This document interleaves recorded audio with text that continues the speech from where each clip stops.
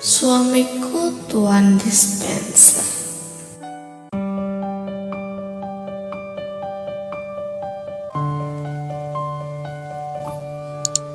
Hai teman-teman, balik lagi bareng Dwi Suryani di channel kesayangan kalian, Mochin Stories. Di video kali ini aku bakal lanjutin kisah cinta antara Aruf dan Keira. Kemarin terakhir itu si Keira diculik. Kasihan ya. Dan Aruf juga udah nyoba cari-cari kemana-mana dan belum ketemu. Cuma tahu kalau dia diculik oleh mobil warna putih. Nah, sekarang aku bakal lanjutin cerbung yang judulnya Suamiku Tuan Dispenser part 4. Nah, terakhir tuh kemarin kan si Aruf dapat telepon entah dari siapa. Nah, kita lanjutin. Ternyata telepon itu dari rivalnya di gangster. Jadi Aruf tuh juga adalah ketua salah satu gangster yang ada di ibu kota. Dan rivalnya itu nggak terima karena semua job yang ada di ibu kota selalu datang ke tangan Aruf dan selalu ditangani oleh Aruf dan semua anak buahnya. Otomatis sebagai saingan itu bakalan bikin dia cemburu dan bikin si rivalnya ini nggak kuat. Apalagi lihat Aruf sekarang udah sama cewek dan cewek itu cantik, yaitu Keira. Dan pas di telepon itu si rivalnya itu bilang namanya Leon. Nama rivalnya adalah Leon. Dia bilang gini, gadis yang lo cari ada di gue. Jadi gue harap lo mau bekerja sama dengan baik. Sontak si Aruf pun terkejut dong. Terus dia langsung bilang gini, kerja sama maksud lo apa? Kerja sama, semua job yang masuk ke lo sampai akhir tahun ini bakal jadi job gue dan gue bakal balikin cewek lo dengan selamat. Tapi kalau enggak, gue nggak janji kalau lo sampai sini lo bakal masih bisa ketemu cewek lo. Tentu Aruf nggak setuju dong, meskipun si Keira bakal jadi taruhan, tetap aja Aruf bakal mempertahankan keduanya, mempertahankan Keira dan juga pekerjaannya.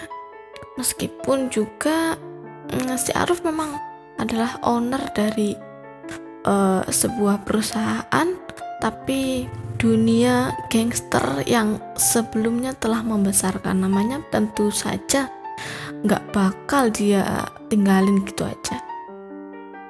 Nggak, gue mau ketemu lo dulu sebelum kita ketemu dan bicara baik-baik. Gue nggak akan ambil keputusan. Akhirnya si Leon ini sedikit melemah. Dia menyetujui apa yang diminta oleh Aruf. Oke, gue bakal setuju sama usul lo itu, tapi lo kudu sampai sini sebelum pukul 6 besok pagi, katanya. Sampai situ, emangnya lo di mana sekarang? Gue samperin sekarang, kata si Aruf dengan menggebu-gebu. Karena dia tentu saja udah gak sabar ya, karena gadis kesayangan itu diculik. Kalau kalian jadi Aruf, kalian juga bakal lakuin hal yang sama kan? Tentu saja si Leon juga nggak serta-merta ngasih tahu di mana tempat keberadaannya saat ini. Kalau langsung dikasih tahu, si Aruf nggak bakal dong jadi nggak bakal berjuang gitu loh, nggak ada perjuangan buat menyelamatkan si Keira. Jadi si Leon ini malah memberikan sebuah teka-teki. Dia berkata seperti ini, "Aku berada di sebuah kota yang masih ada kerajaan di sana. Dan kota tersebut adalah sebuah kota yang asri dengan suasana seperti di pedesaan. Ada juga gunung yang terkenal di sana. Kota itu terdapat di Jawa Tengah, bukan di tempat kediaman Aruf sekarang, yaitu di Jakarta." Aruf sangat terkejut mendengar hal itu. Pasalnya ada dua kota yang memang masih terdapat sebuah kerajaan, meskipun kerajaan tersebut tidak terlalu menonjol, tetapi tetap saja dia harus memilih satu di antara dua kota tersebut. Apakah itu Yogyakarta atau Surakarta? Aruf pun sedikit berteriak karena dia paling tidak suka untuk berteka-teki. Meskipun terkadang ucapannya sendiri penuh teka-teki untuk seorang Keira atau bahkan orang yang tengah berbicara dengannya. "Heh, yang bener aja. Gue harus cariin lo di Jawa Tengah sebelum jam 6. Lo gila apa gimana?" protes Aruf. Hal itu langsung dijawab oleh Leon. "Kalau lo emang bener sayang sama gadis yang ada di tangan gue sekarang, lo pasti bakal berjuang dan mengerahkan seluruh anak buah lo buat nyariin gadis ini. Oh ya, buat informasi, gue ada di kaki gunung, dimana di sana banyak villa dan resort. Gue ada di salah satu villa tersebut dan lo harus cari gue di sana." Sebelum si Aruf menjawab lagi, panggilan langsung dimatikan oleh Leon karena dia memang ingin membuat Aruf ketar-ketir dan bergerak dengan gegabah. Mendapati panggilannya dimatikan secara sepihak oleh Leon, Aruf langsung melempar ponselnya dengan kasar ke dashboard mobilnya. Adnan yang sedang berada di sampingnya pun sedikit terkejut dan menoleh ke arah Aruf untuk bertanya apa yang terjadi. "Siapa yang menculik Keira, Tuan?" tanya Adnan. "Rival kita di gangster." "Siapa? Rival kita kan tidak cuma satu," sahut Adnan lagi. "Leon, dia membawa Keira ke Jawa Tengah.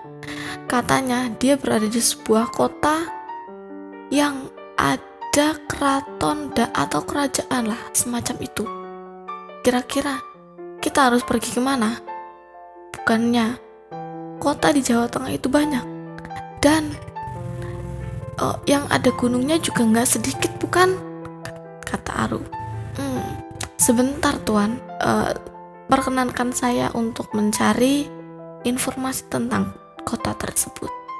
Apakah kiranya Tuan ada informasi lain tentang dia?"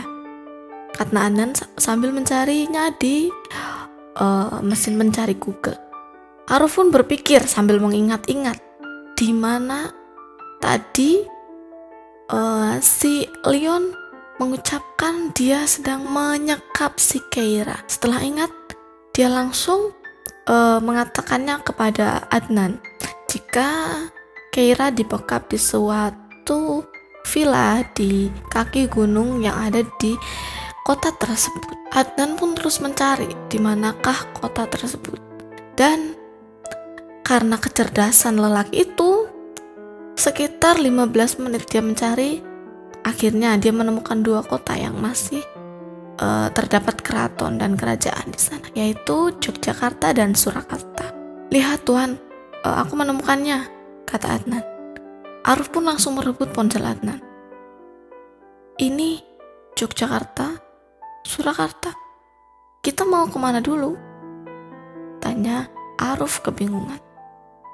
"Tuan, kita kan banyak anak buah, kita bagi menjadi 2. Satu pasukan dipimpin oleh saya dan satu pasukan lagi dipimpin oleh Tuhan. Bagaimana? Usul Adnan. Tidak, itu ide buruk. Aku lebih memilih berada bersamamu dan memimpin salah satu pasukan. Karena terkadang jika dalam keadaan panik, saya tidak bisa berpikir tentang apapun. Mendengar ucapan bosnya tersebut, akhirnya Adnan menyetujui apa usul dari bosnya, atau lebih tepatnya adalah perintah.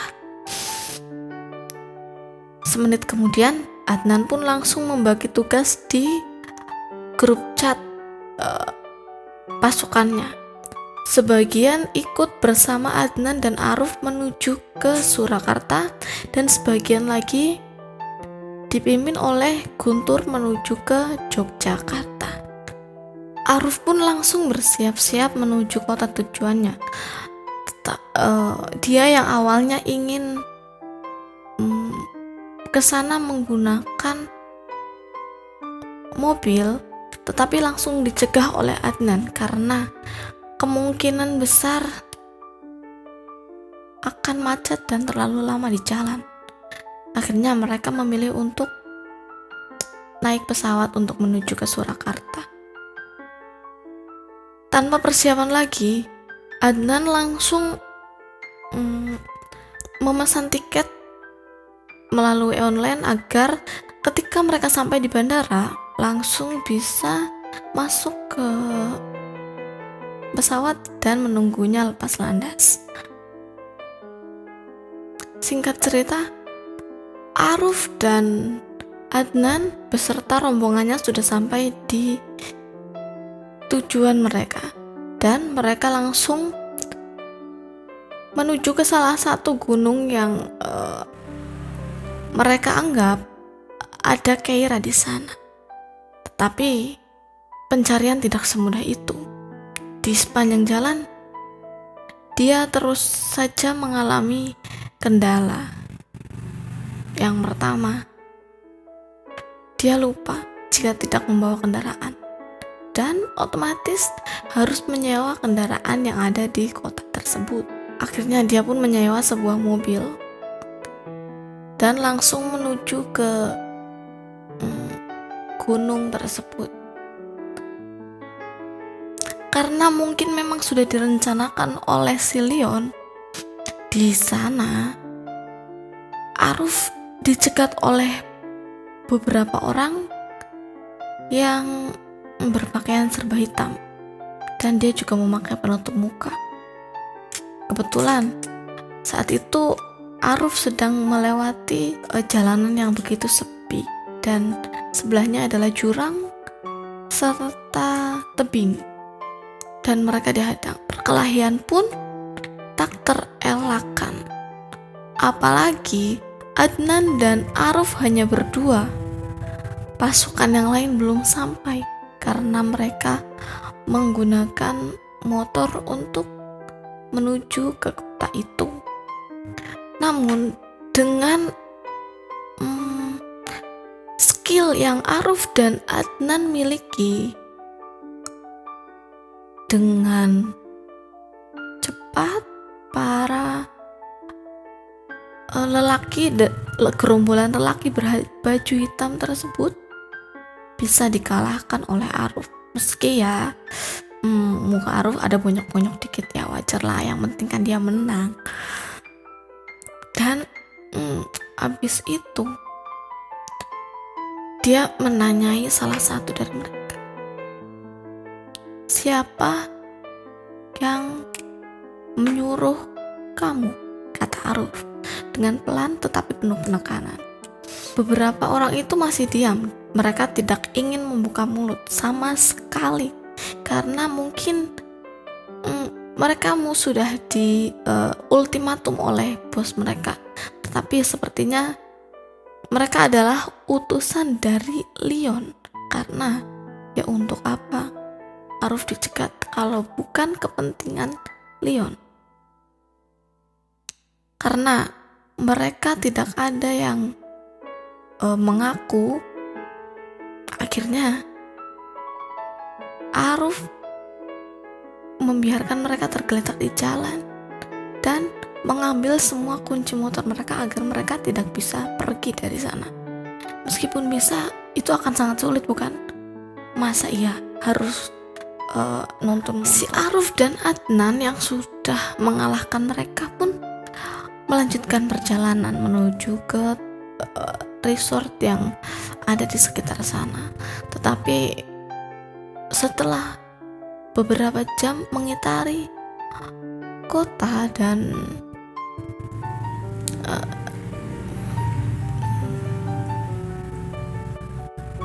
mencari-cari di semua sudut kota, ternyata resort tersebut tidak ada. Akhirnya Aruf pun memutuskan jika tujuan mereka sebenarnya bukanlah di Yogyakarta, melainkan adalah di Surakarta, di mana anak buah mereka yang dipimpin oleh Guntur lah yang sedang menuju ke sana sekarang. Lalu Adnan pun bertanya, "Lalu bagaimana Tuan? Apa kita langsung ke sana?" Tanya Adnan. "Tentu saja kita langsung ke sana. Pesan tiket pesawat terbang sekarang dan kita akan bertolak ke sana." "Baiklah Tuan," balas Adnan yang kemudian langsung mengambil ponsel dan memesan tiket. Singkat cerita, mereka sudah sampai di kota Surakarta, di mana kemungkinan besar Keira sedang diculik dan disekap di kaki gunung yang ada di sana. Kemudian dengan penuh harapan yang begitu besar, Aruf pun mencoba menelpon Leon tadi. 1 kali menelpon tidak diangkat, 2 kali, bahkan berkali-kali, hampir 10 dan belasan kali telepon, tetap saja Leon tidak mau mengangkat. Hingga akhirnya malam sudah semakin larut dan sekarang sudah pukul 10 malam waktu di Surakarta. "Bagaimana Tuan? Apakah kita akan melanjutkan perjalanan sekarang? Kita harus mendaki gunung, tapi sepertinya pendakian ini tidak mudah," kata Adnan mencoba memberi pertimbangan. Sontak saja si Aruf langsung mendekatkan wajahnya ke Adnan dan menarik lehernya dengan keras. "Jika kita terlambat sedikit saja, bagaimana keadaan Keira? Kau pikir nggak sampai sana?" "Baiklah Tuan, tetapi bolehkah saya makan malam terlebih dahulu? Sepertinya sejak siang tadi kita terus saja mencari Nona Keira dan kita belum makan, bukan? Saya nggak mau Tuan sakit dan tidak bisa melanjutkan mencari Keira." "Baiklah, kita makan dulu sekarang." Kemudian mereka berdua mencari tempat makan di sebuah restoran yang tidak jauh dari pusat kota Surakarta. Di sana, saat memesan makanan, Aruf pun mencoba mencari informasi tentang sebuah gunung yang ada resortnya atau villa yang bisa untuk menginap dan menikmati pagi hari di sana. Tentu saja Aruf tidak bilang jika dia sedang mencari orang, melainkan dia bilang jika dia ingin liburan dan menikmati suasana desa. Aruf mendapati sangat banyak sebuah villa yang ada di sana dan itu membuatnya kebingungan hingga dia hanya mengangguk-angguk saja, mencoba mencerna apa yang dibicarakan oleh pelayan restoran tersebut. Namun siapa sangka ketika Aruf hendak makan, ponselnya pun berdering. Ada sebuah panggilan dari Leon. "Aruf, Lo udah sampai di sini. Lo berada di mana? Kata Leon di ujung telepon sana. Tadi gue udah ke Yogyakarta. Di sana ada keraton, tapi nggak ada gunung yang lo kira. Terus sekarang gue ada di Surakarta, di dekat gunung samping. Tapi kayaknya ini juga bukan. Sebuah tepuk tangan terdengar dari ujung telepon, kemudian diiringi sebuah ucapan seperti ini. Ternyata lo pinter juga ya. Pantas saja jika mereka, para pejabat, lebih milih lo daripada gue buat jadi pengawal mereka. Gak usah basi-basi deh lo, bentak Aruf. Gue ada di Surakarta sekarang. Tunjukin lo di mana. Gak usah ngegas, Tuan. Atau aku harus menyebutmu Tuan CEO atau Owner Yonas Corporation. Hah?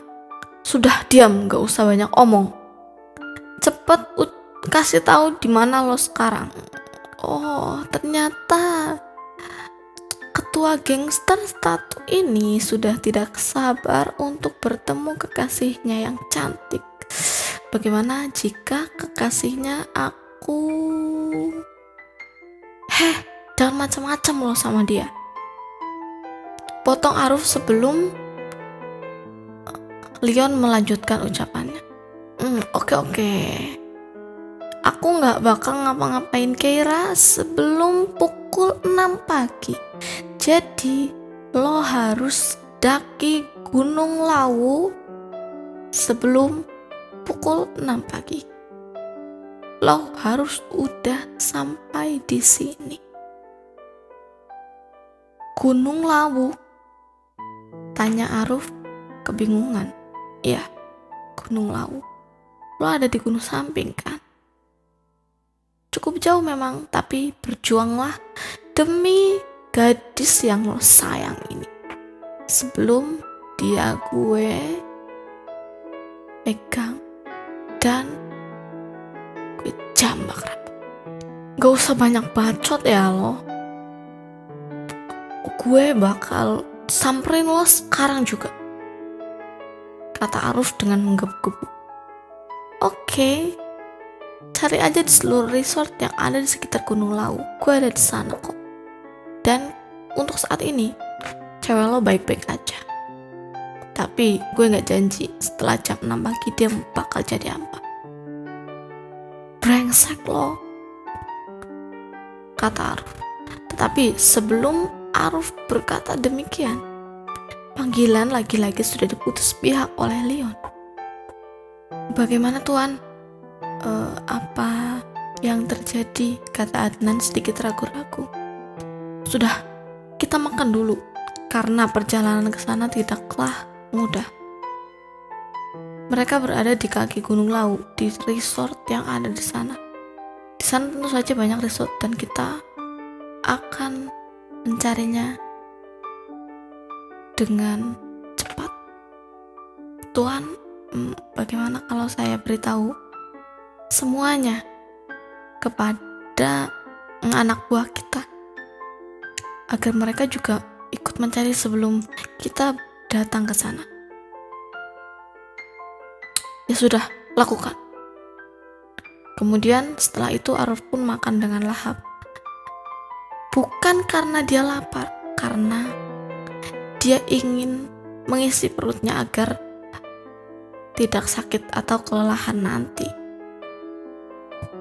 Ketika Aruf sedang makan, Adnan pun memberitahukan kepada semua anak buahnya yang berada di Surakarta, juga yang tadinya sedang menuju ke Jogja langsung disuruh putar balik dan mengubah arah menuju ke Surakarta.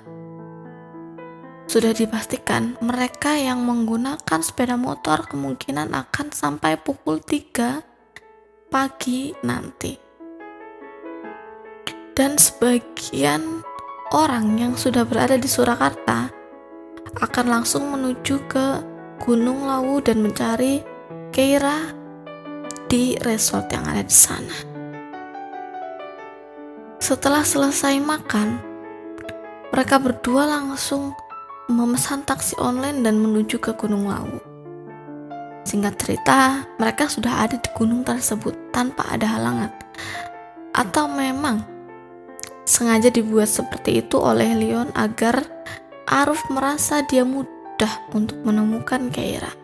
Padahal tentu saja si Leon mempunyai rencana yang lebih busuk, karena sudah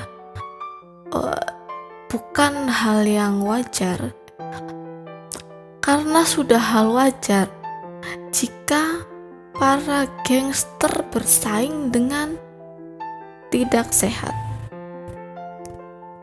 Kini Aruf dan Adnan sudah sampai di tempat Guntur berada, yaitu di salah satu resort yang memang tadi sudah di-share lokasi oleh Guntur. Nah, di sana mereka bertiga ngobrol. Guntur melaporkan jika di 2 resort yang berada di sekitar sana tidak ada Keira maupun jejak-jejak para penculik tersebut. Akhirnya mereka bertiga pun mencoba mencari ke tempat lain. Nah, di perjalanan Guntur dan Aruf berjalan terlebih dahulu karena mereka berdua sedang mengobrol tentang apa yang sudah didapatkan oleh Guntur. Sementara Adnan berada di belakang karena dia sedang mengecek perkembangan yang dilaporkan melalui grup chat gengnya tersebut. Namun tanpa diduga oleh Aruf maupun Guntur, bahkan Adnan sendiri, tiba-tiba ada yang membekap Adnan dari belakang. Dia adalah 2 orang lelaki dengan pakaian hitam dan menggunakan penutup mulut, sama seperti orang-orang yang tadi mencegat si Aruf di Yogyakarta. Jadi kemungkinan yang menyekap si Adnan tersebut adalah dari geng Leon juga. Guntur dan Aruf terus saja berjalan tanpa menoleh ke belakang, dan mereka tentu saja tidak tahu jika Adnan telah menghilang dari mereka. Sementara pemegang kunci dari setiap permasalahan itu biasanya adalah Adnan, karena Adnan adalah orang kepercayaan yang memang sangat dipercayai oleh Aruf. Apa-apapun yang Aruf lakukan, ada Adnan di sana. Dan kehilangan Adnan akan membuat Aruf kelimpungan. Apalagi Guntur tidak terlalu bisa dipercaya, karena setiap apapun yang Guntur lakukan kemungkinan besar gagal. Jadi gimana kelanjutannya? Si Aruf bakal kelimpungan banget pasti ditinggal si Adnan. Terus ngapain sih ya Adnan yang diculik duluan? Kenapa nggak Guntur aja? Ya, itulah strategi musuh yang emang bisa dibilang brilian ya, karena yang diculik yang cerdas gitu loh, yang yang nggak cerdas-cerdas amat ya ditinggalin karena nggak guna juga kalau diculik, nggak ngefek banyak. Nah, untuk video kali ini mungkin sekian dulu ya, kita simpan buat video selanjutnya. Bagaimana cara Aruf menghadapi Leon tanpa adanya Adnan? Akankah dia tetap berhasil atau dia gagal? Dan bagaimana nasib Keira sekarang? Aduh, kasihan banget tuh. Kayaknya aku gak sabar deh, pengen tahu nasib Keira kayak gimana. Kamu gimana? Kamu juga gak sabar? Kalau udah gak sabar, makanya Jangan lupa klik subscribe dan tombol loncengnya biar kamu bisa dapat notifikasi tentang video baru atau video selanjutnya dari Cerbung Suamiku Tua Dispense. Sampai jumpa di video selanjutnya.